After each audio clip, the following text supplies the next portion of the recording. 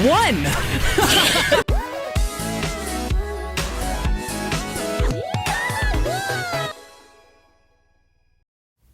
What's this? I'm actually contributing to the 80th anniversary of the Railway series? It's more likely than you think. Okay, we're back with the 10th entry of this little-known series that somehow got popular after one of my vids from 2 months ago reached around 1K plus when it was uploaded sometime during Thanksgiving break. Look, I don't even know why it got so popular because I keep on milking this series, but if people liked it, then it's alright with me. But then again, I really wanted to shred out my more content this year. But enough said, let's just get into this thing before I waste time yapping about this whole ordeal. Number 1.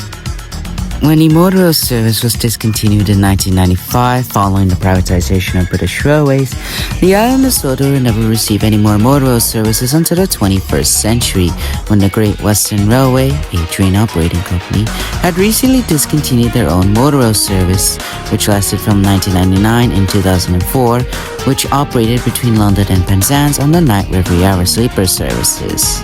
The North Western Railway was glad that they would acquire some old stock from the GWR, as they would place them in the service on their brand new motorrail service, which travels from Morecambe to Tidmouth and then towards Vickerstown and Hardwick.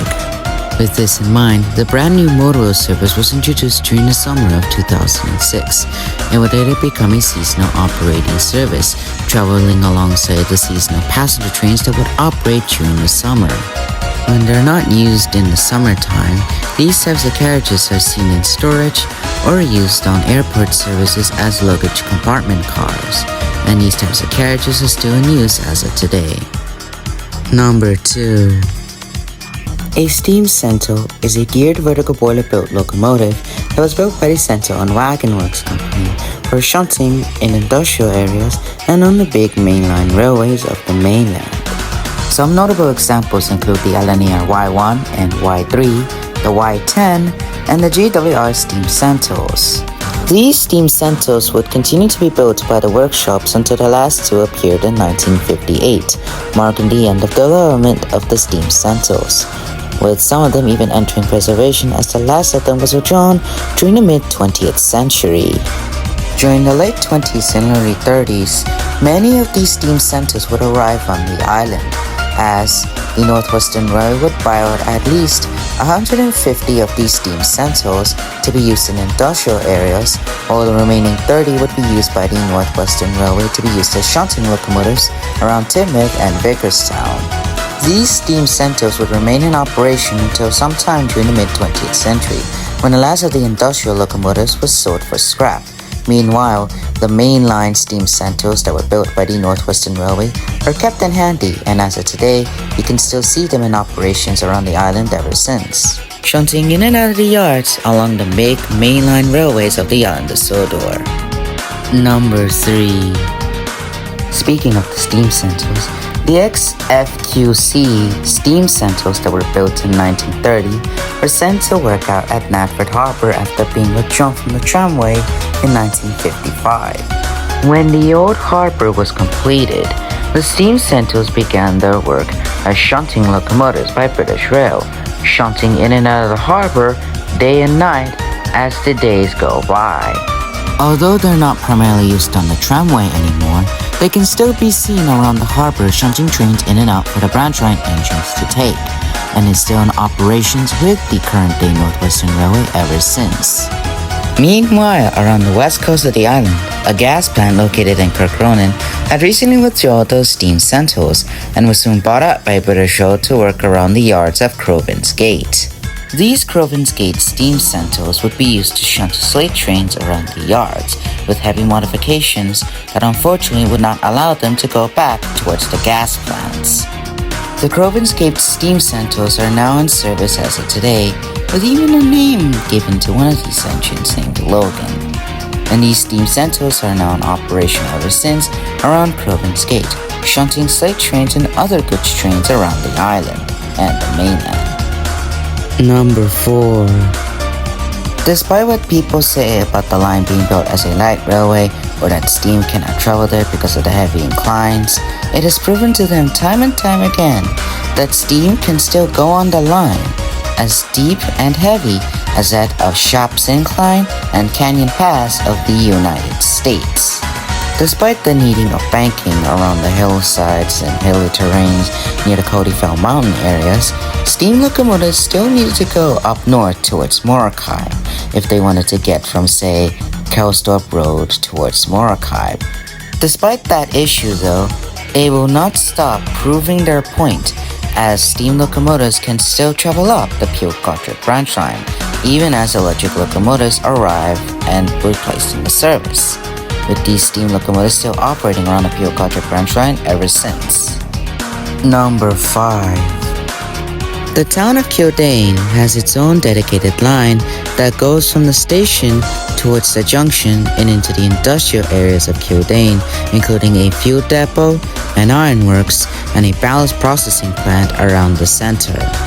The industrial zone of Kyodan's rolling stock mainly consists of fireless-built steam locomotives as well as industrial-built steam locomotives from the mainland, before being replaced by many of the industrial diesels, including 2 very certain Class 09 locomotives that now work at the ironworks. As of today, many of the industrial areas around Kyodan are still operational as of today, as this little-known branch line around the Kyodan area still operates with us along the big mainline railways of the island of Sodor. Number 6. Our lovable blue tank hitchman himself, named Thomas in Mayu, is numbered 105 and was built in June of 1915 at the Brighton Works by the LB and SCR. The locomotive would work around Battersea before mysteriously ending up around the island, and then, sometime after, was given the number 1, although he kept his original number. After an entire decade pulling supply trains, he was allocated to work around the yards of Vickerstown, before ending up getting his own branch line after rescuing James from a nasty accident back in 1925. He would work around the Farquhar branch line, even after suffering a little nasty accident from crashing into the station master's house with his running board replaced. And nowadays, you can still see this little blue tank engine doing odd jobs around the main line or working on his branch line, still being a really useful engine ever since. Number 7. The Wharf, in my headcanon, is located just west of Crovan's Gate on his own dedicated goods line, alongside the narrow gauge railway which runs towards the wharf. A dockyard railway located around the wharf had been opened for some time during the 1880s. Meanwhile, the Skarloey Railway would reach towards the wharf in the 1890s, and later, the big mainline railways would reach there by the turn of the century. During the First World War, the railways around the world would receive a connection to a RAF military base around Crovan's Gate, where the standard gauge and narrow gauge lines would build their way into the RAF depot to serve during the Great War. After some time has passed, even after the 2 World Wars, the wharf around Crovan's Gate had seen some changes. For example, most of the standard gauge stock had been removed in order to be replaced by a new tourist railway, and this was known as the Crovan's Gate Wharfside Railway. Although passenger trains are uncommon around the wharf, goods trains still travel in and out of the wharf, even as the new diesel shunters began to replace the older industrial-built steam locomotives. And as of today, this small little industrial side of Crovan's Gate is still operational with us to this day. Number 8. The green caterpillar with red stripes named Percy in Mayu is based on a fictional design that's based on the Great Western Railway 1340 named Trojan. The locomotive was built by the Avonside Locomotive Works in 1902 as an experimental type steam locomotive that was based on Trojan to see if a mainline operable saddle tank engine would be feasible for the job. Although the experiment was deemed a failure, the locomotive remained in operations with the GWR until being sold to an unknown buyer, and it was sent to Crew Works in 1924 for a potential new buyer.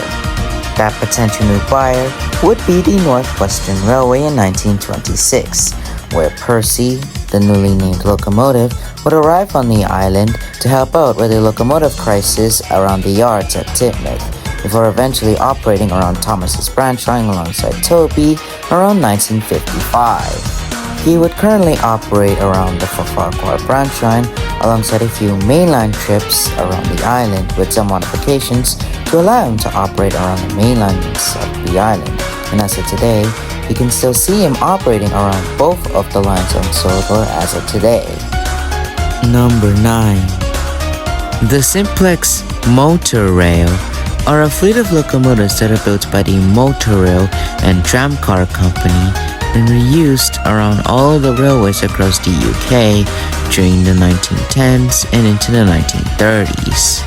One of the more notable examples of a Simplex locomotive was a LNER Y11s, which were built around 1919, 1920, and 1925, with two of them being owned by a regrouping company, while the latter was built brand new by the LNER.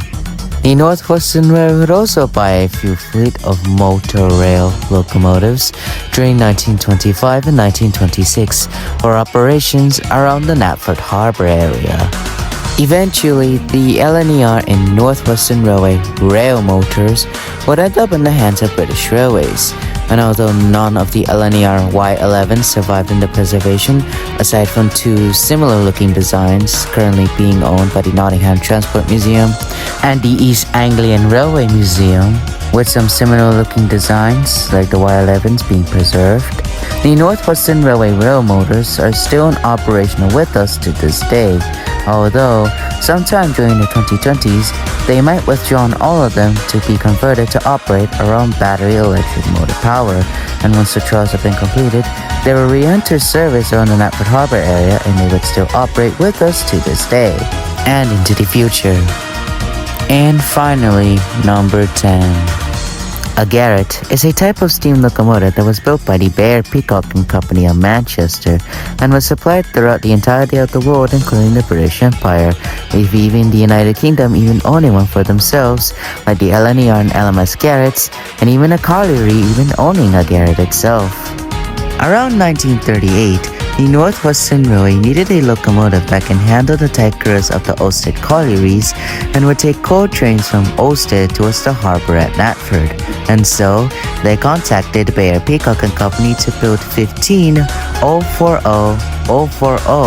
Garrett type locomotive for their needs. Soon, the locomotives arrived, and as expected, they would travel along the colliery areas around Olstead and would take coal trains bound for Knapford Harbour, thus making the design on the Northwestern Railway successful. And they would even receive their own overhauls around 1966 and 1968. And as of today, these Garrett-built designs are still in operation with the Northwestern Railway, with even one of them ending up on display around a fairgrounds near Walsworth.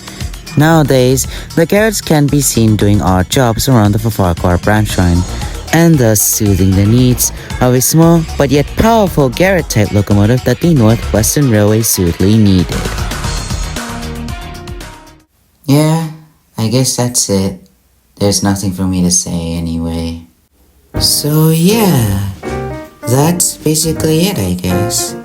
Now, I wouldn't just say that I could have just done something a bit different this year. I mean, I was planning on doing something for like February, and then like for the rest of the months I'll probably do the same thing that I've done since like January, and the next month that will be coming up.